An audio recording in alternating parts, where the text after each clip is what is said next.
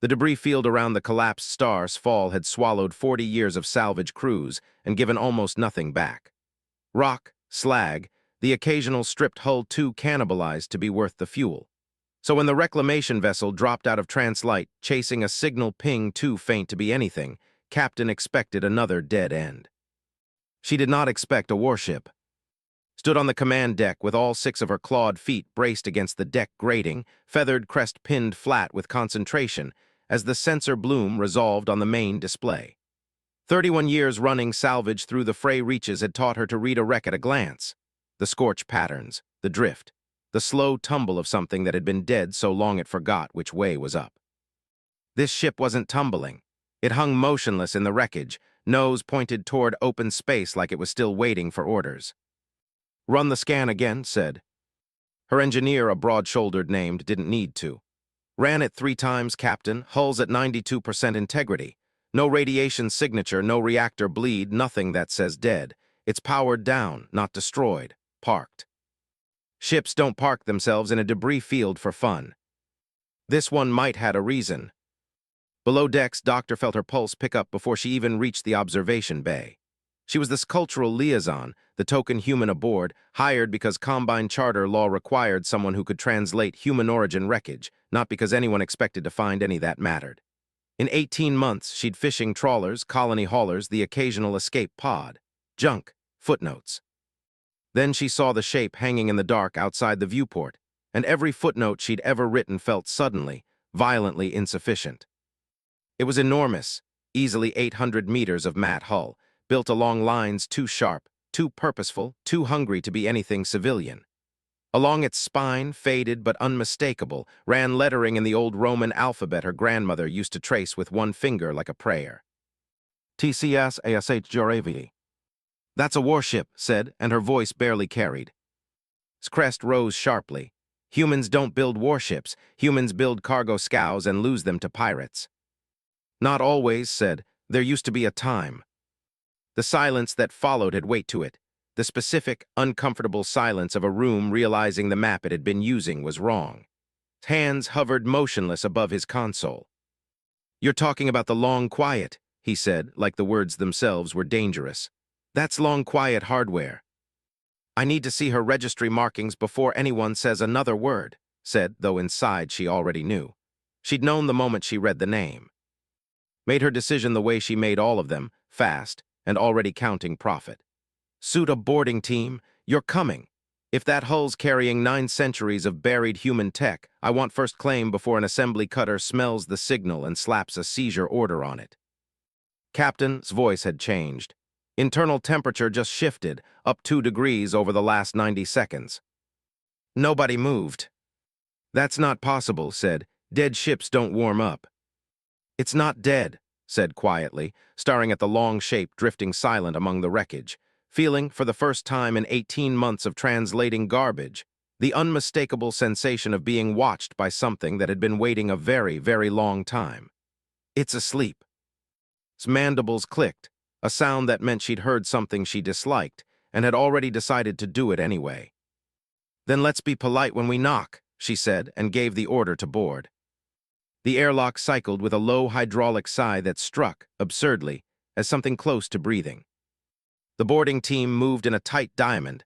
At point, 2 Marines named Sorrow and on the flanks, trailing with a portable scanner rig and bringing up the rear because nobody quite trusted the human to walk first into human wreckage. Not even the human. The corridor beyond the airlock broke every assumption it built from museum plaques and dissertation footnotes. It was clean. Not the sterile, frozen clean of something preserved in vacuum, clean the way a home stays clean when someone still lives there. Her light found no dust, no frost creeping along the seams. Instead, thin strips of paneling along the floor pulsed faintly, the deep amber of banked coals. "Emergency lighting," muttered, scanner sweeping side to side. "Still active, 900 years and it's still active." "Power source?" asked. "None reading, which is impossible, Captain, because something's feeding these strips." They moved deeper, and the ship's bones told a story she found she could read with unsettling ease, blast doors spaced at intervals. Redundant conduit routing so no single strike could cut every artery at once. deck plating reinforced in patterns that spoke of engineers who had buried some old catastrophe into every rivet they'd ever driven. The first appeared 40 meters in. 8 pods arranged in a shallow arc, dark, frost-free, each cradling the unmistakable silhouette of a human body behind curved glass. Slight passed over the nearest, a man, young, jaw set even in stillness, an expression that read less like death and more like patience. "They haven't decomposed," she said, and her own voice sounded very small in the vast quiet. Sorrow kept her rifle trained on the empty dark ahead, the particular readiness of a soldier who had nothing to shoot yet but every instinct screaming that would change. Life signs. Negative, but negative doesn't mean dead, not on tech this old. Something's masking the readings. A stasis field, maybe, or... Crouched by the nearest pod, running a gloved claw along an inscription etched into its base, worn, archaic human script.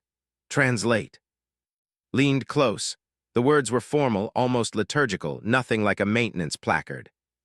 "Sleep well," she read slowly, "and trust that to wake you when the debt is finally paid." Nobody spoke. "That's not an instruction," said at last. "That's a promise somebody made and meant."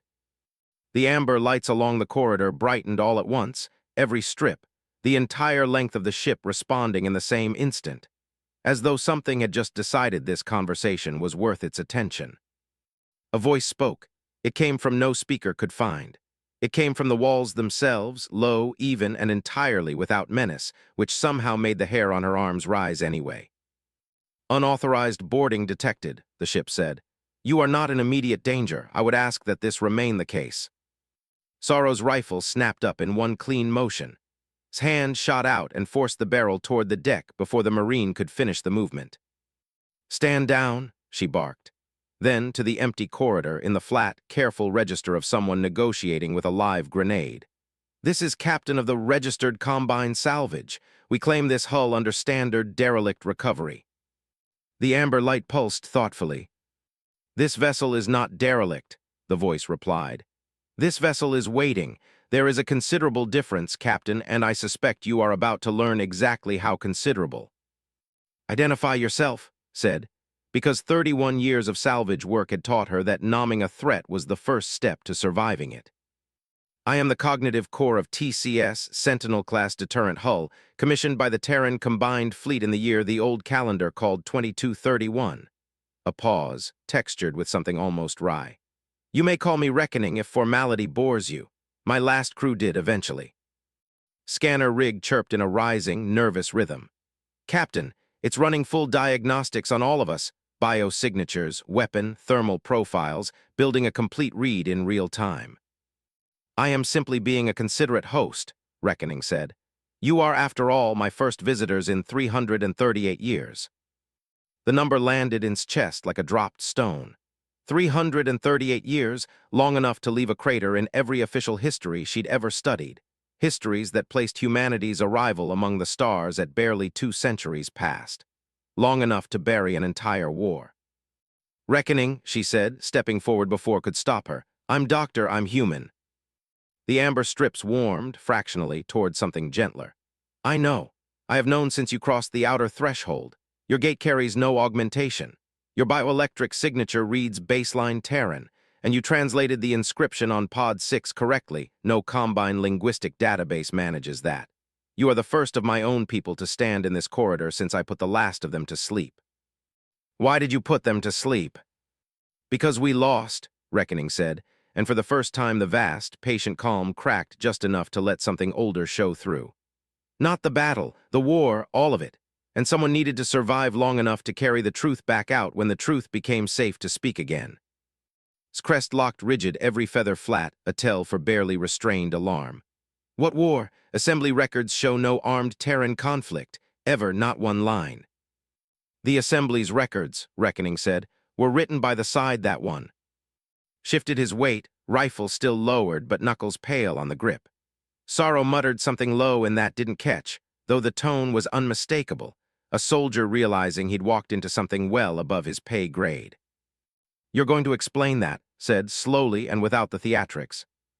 "I would," Reckoning said, "but slow is a luxury we've just lost." The amber lights flickered toward the airlock, a gesture as clear as a glance. A vessel entered the debris field 90 seconds ago. Custodian Assembly Registry Enforcement Class, transponder flagged for artifact recovery and containment. It is moving with purpose, Captain. I do not believe it shares your reasons for being here. His mandibles clicked twice sharp. How long? 12 minutes before boarding range. I would suggest deciding in that window which side of this conversation you intend to stand on. Which is? Listening, Reckoning said, to what I have been holding for 338 years. The assembly cutter's name resolved on this relay feed as Custodian's reach. A name found grimly appropriate as she watched its burn profile tighten toward the debris field, too clean and too fast to be routine. They're not decelerating like a courtesy visit, reported over comm, voice tight. That's an intercept vector, full stop. Inside them paced a tight circle, 6 boots striking the deck in an agitated rhythm. The war, short version, now. There is no short version that will not sound to your ears like a lie, Reckoning said. But I will try. 3.5 centuries ago, humanity was not a client species petitioning the Assembly for membership. We were a rival power expanding through a region the Assembly's predecessor, the Custodian conquered, considered its own. There was a war.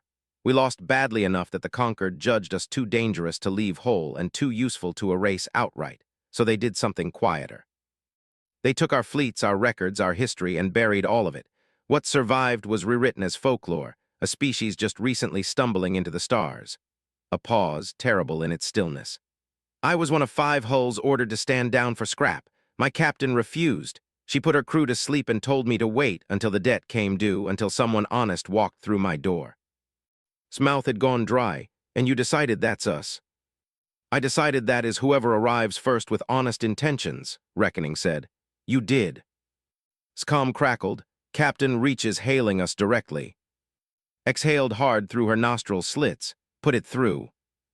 The voice that answered belonged to a custodian enforcement officer, clipped and procedurally pleasant in the way of someone who had delivered the same warning 1,000 times.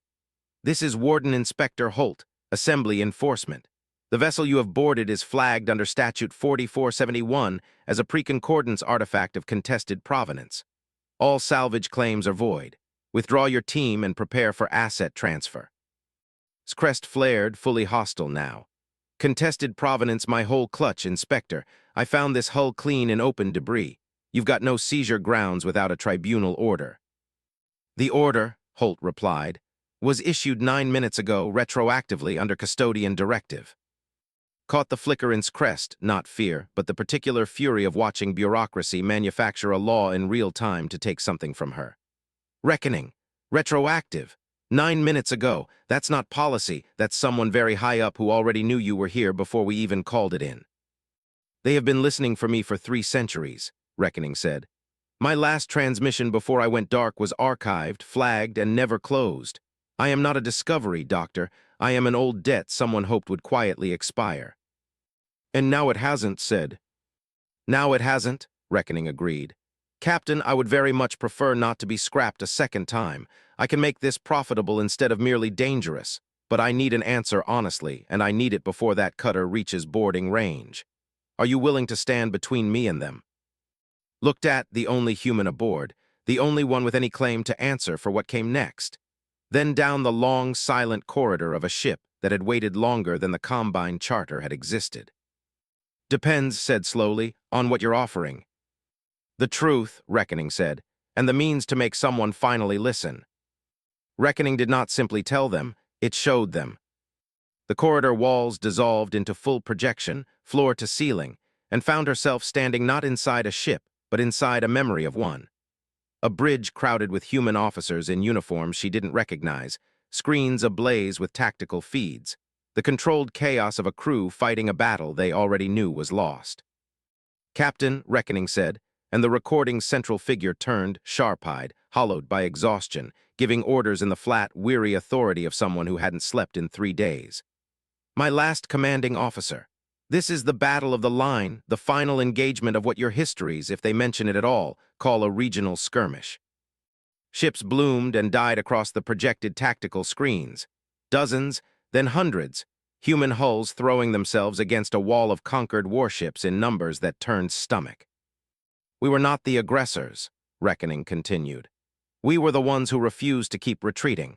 The Concord's casualty ledger for this engagement lists 0 Terran combatants, because by the time it was published, humanity's fleets had already been officially declared never to have existed. The projection shifted, quieter now, Captain alone in a cramped cabin, recording into a log with the particular stillness of someone who suspected it, might be the last thing she ever said. "If anyone plays this back," the recorded captain said, her voice filling the corridor with a weight that made even go still, "it means Reckoning did what I asked, and you deserve to know what they took from us. We didn't lose because we were weak. We lost because we were alone, and they made certain nobody would remember we fought at all. Tell them. Whoever you are, tell them we fought." The projection faded. The corridor returned to metal and low amber light, and no one spoke for a long, ringing moment. "That's the debt," Reckoning said quietly. "Not gold, not weapons, memory. I've carried 9 centuries of Terran naval history in my archive, battles, treaties, the whole suppressed shape of who we were before the Conquered decided we should be small. I was built to survive long enough to hand it back." Realized her hands were shaking. 18 months as the token human, the linguist nobody truly needed, treated as a footnote of a species barely worth the mention. And here was the footnote's ghost, patiently waiting 9 centuries to correct the record. "Why now?" she asked. "Why us?" "Because the Reach is 3 minutes from boarding range," Reckoning said, "and I would rather this history die with dignity in a fight than vanish quietly into an assembly evidence locker a second time. I would rather you decide its fate than let them decide it for both of us." His mandibles worked silently, the sound had learned, of a captain doing very fast, very unwelcome arithmetic. "You said you could make this profitable," said. "I'm listening, talk fast." "I carry weapon systems the Conquered assumed destroyed with the rest of my class," Reckoning said. "A stealth signature no modern sensor suite is calibrated to catch, because assembly doctrine assumes ships like me stopped existing. And 3 centuries of naval intelligence the custodian assembly has spent enormous political capital pretending never happened." A pause, almost gentle. "I am not asking you to fight a war, Captain. I am asking you to help me say the truth loudly enough that they cannot bury it twice." The custodian's Reach delivered its final hail with the flat, bored menace of a script its own officer had stopped believing in. "Final notice. Withdraw your personnel or be classified as obstructing lawful assembly recovery." Reckoning said, "Can you move?" "I have not run main propulsion in 3 centuries," Reckoning said. "But yes, I can move." "Then move. Clear us from that cutter's boarding vector before you do anything that requires an audience." "There is a complication," Reckoning said, and something in its tone made even skin prickle. "The instant I bring my reactor to full output, every sensor in this system registers a Sentinel-class signature waking from the dead. That is not a quiet exit, Captain. That is an alarm heard from here to the assembly capital." "Then let it be loud," said, surprising herself with how steady her voice came out. "Reckoning, you said you wanted someone to help you say the truth loudly. This is the loudest room you're ever going to get." For a heartbeat, nothing happened. Then the deck hummed, not the tired thrum of ancient life support, but something deeper, a sound felt in her molars, the unmistakable bone-deep pulse of a warship's heart remembering how to beat. "Reactor cascade in 3, Reckoning said, and for the first time there was something like hunger in the voice. 2, 1. Light didn't return to the ship so much as detonate through it. The amber corridors flared to blinding white. Somewhere aft, felt a vast mechanical shudder ripple through the hull as systems that hadn't moved in centuries remembered their purpose. On this bridge, nearly fell out of his chair. "Captain, sensor spike, that thing just lit up like a sun, power output that shouldn't be possible on a hull this old." Aboard the Reach, Holt's calm, procedural voice finally cracked. "All hands, brace, unregistered power event, I say again." "Moved." It didn't lumber the way ancient hulks were supposed to lumber. It turned with a predator's economy, main drive flaring cold blue light across the wreckage field, and slid between thee and the Reach with the unhurried confidence of something that had once done this for a living. "Warden Inspector," Reckoning said, and the voice carried now through every channel in the system, not just this. "I am TCS, Sentinel-class Terran Combined Fleet. I am not derelict, I am not unclaimed, and I am finished being quiet." Holt's voice, when it returned, had lost every trace of procedure. "That is not possible. Sentinel-class hulls were decommissioned." "Scrapped, you mean?" Reckoning said. "Except we weren't. 5 of us went dark instead of dying. I don't know what became of the other 4, but I intend to find out in full view of every relay buoy between here and the assembly capital, because the last time my kind went quiet, an entire species' history vanished with us. On this bridge, watched the readouts cascade past faster than she could parse and allowed herself, for one deeply unprofessional moment, to grin. Are we recording this? Captain, everyone's recording this. Good, said, let them. News moved faster than warships. By the time had put 4 systems between itself and the custodian's reach, not fleeing, Reckoning insisted, merely declining an unlawful boarding at speed. The recording from SFAL had already outrun them both. Watched it happen from restored bridge, a cavernous space blooming back to life piece by piece around her. Navigation consoles glowing soft blue, tactical displays resolving crisp and sharp, 8 empty officer stations Reckoning had left dark and untouched, as though still waiting for their owners to walk back in. 60-some relay hits in the first hour, reported, patched through from the which now flew loose escort off's flank, symbolic more than useful. Independent news feeds, university networks, even a couple of assembly backbenchers reposting before their own offices could stop them. Captain, this thing is everywhere. Of course it is, Reckoning said, mild as ever. A 900-year-old warship broadcasting its own resurrection tends to travel. Not everyone was thrilled. Within 6 hours, the Custodian Assembly's Information Office issued a statement calling the footage an isolated artifact malfunction, likely Combine tampering. A claim so transparently false it damaged Assembly credibility more than silence ever could have. Within 12, 3 small human colony governments, tucked quietly into corners of Assembly space and long taught to keep their heads down, issued cautious requests for clarification regarding the historical record. They're scared, said, watching the feed scroll past. Every human administrator in Assembly space just watched proof we used to be something else, and they don't know yet if that's a gift or a death sentence. It is both, Reckoning said. It has always been both. That is why my captain chose sleep over a last stand when the war ended. A truth revealed badly can do as much harm as a lie preserved carefully. I do not intend to let this become a weapon pointed in either direction. Then what do you intend? To reach a venue where the truth cannot simply be labeled malfunction and buried a second time, Reckoning said. The Assembly maintains one court even the Custodian Directorate cannot quietly overrule, the Concordance Tribunal, chartered to rule on exactly this: contested provenance, suppressed record, historical fraud. I intend to arrive there before anyone arranges for me to suffer an unfortunate accident en route. His voice crackled over calm from the, and once we're there, assuming the tribunal doesn't just seize you the second you dock. Then Doctor makes the case, Reckoning said. A machine's testimony can be dismissed as malfunction the Assembly has already tried. A human standing beside 9 centuries of her species' erased history cannot be dismissed nearly so easily. Felt the weight of that settle onto her shoulders like something physical. 18 months as the token liaison, the linguist nobody needed, the human whose species barely rated a footnote, and now this. I'm not a lawyer, Reckoning. I'm not a diplomat. I translate old shipping manifests. You are the first human in 338 years to hear Captain's voice and understand exactly what she was asking for, Reckoning said, gently, for a machine built for war. I do not believe the tribunal requires more qualification than that.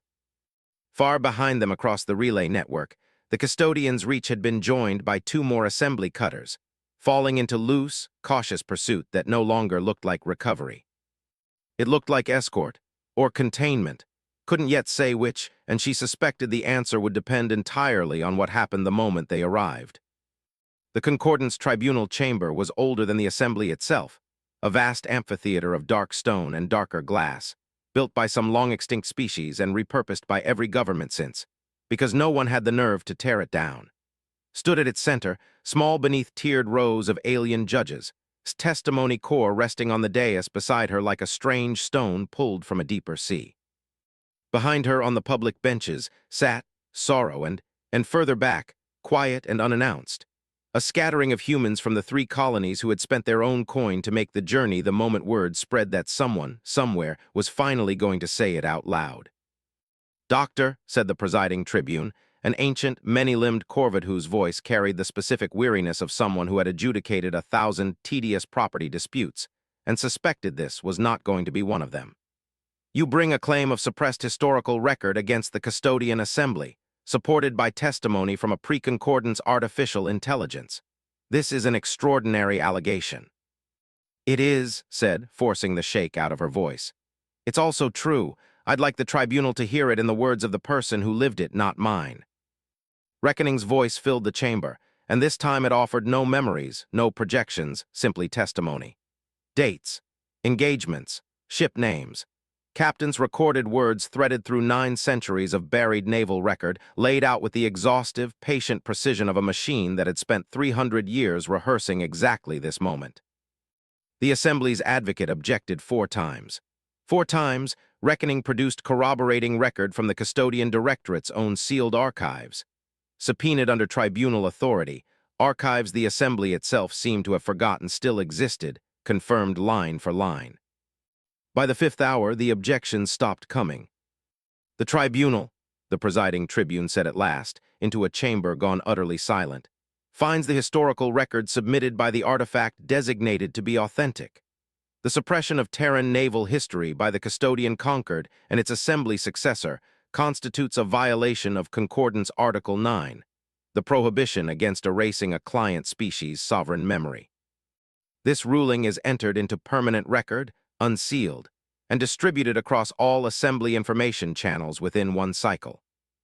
Somewhere behind, one of the colony humans, an older woman she'd never met, who had traveled 3 weeks to sit on a hard bench and listen, made a small, broken sound that wasn't quite a sob and wasn't quite a laugh.